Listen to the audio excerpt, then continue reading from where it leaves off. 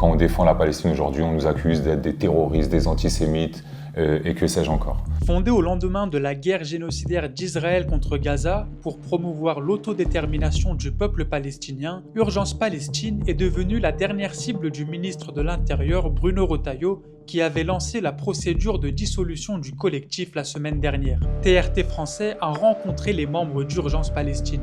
Ce qui est clair, c'est qu'on conteste bien sûr cette position du ministère de l'Intérieur. Elle est fondée sur des arguments qui sont totalement diffamatoires. Et il faut dire deux mots sur Urgence Palestine. On est le porte-voix des Palestiniens et des Palestiniennes. C'est une organisation qui a été fondée par des Palestiniens et Palestiniennes exilés ici en France, avec énormément d'alliés de la lutte contre le colonialisme en Palestine. Urgence Palestine, on organise des manifestations, des conférences, des débats, des projections de films, des soirées de soutien, des concerts, des tournois de foot, des formations, et ainsi de suite. C'est une organisation qui compte plus de 1000 personnes rassemblées dans 20 groupes locaux. C'est une organisation démocratique, vivante, qu'on a construite pierre après pierre, nous, Palestiniens, pour protester contre le génocide en cours de notre peuple. Parce qu'il faut savoir que dissoudre une association ou un groupement, c'est particulièrement liberticide. La liberté d'association, la liberté d'expression, ce sont des libertés qui sont protégées par des textes constitutionnels, conventionnels, et ça fait partie des libertés politiques en fait les plus fondamentales.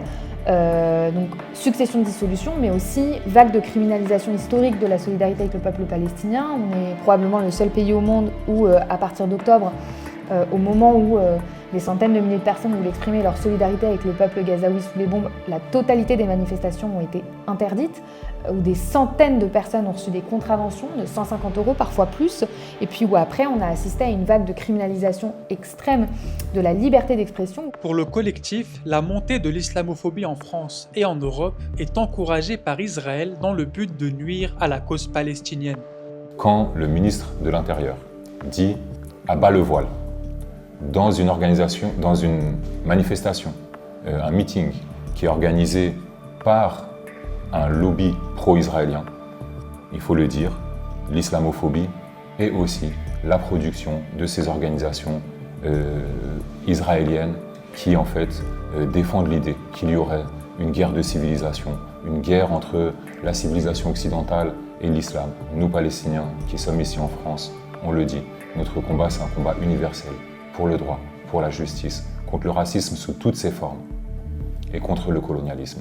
Et c'est la raison pour laquelle je pense effectivement il est absolument indispensable qu'on soit d'accord avec Urgence Palestine ou pas, de se battre aujourd'hui pour que Urgence Palestine ne soit pas dissoute, parce que c'est aujourd'hui un outil d'éducation, c'est un outil de formation, c'est un outil qui a permis de construire la conscience d'une jeunesse notamment, y compris dans les quartiers populaires, mais aussi dans les universités, qui aujourd'hui se mobilisent contre le racisme et en solidarité avec le peuple palestinien. On le dit de façon très tranquille aujourd'hui. L'islamophobie est en train de détruire le peuple palestinien de la même façon qu'il est en train de tuer et d'opprimer ici en France et en Europe.